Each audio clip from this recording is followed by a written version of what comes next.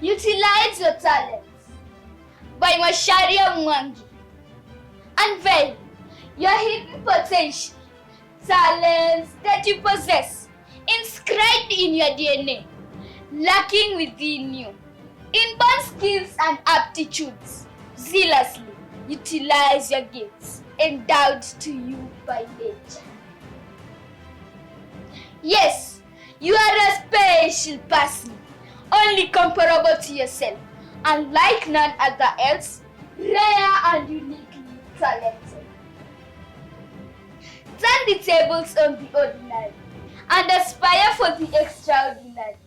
Limit not your potential. Express your full competence. Never ever holding back. Thriving as you learn skills that make a difference.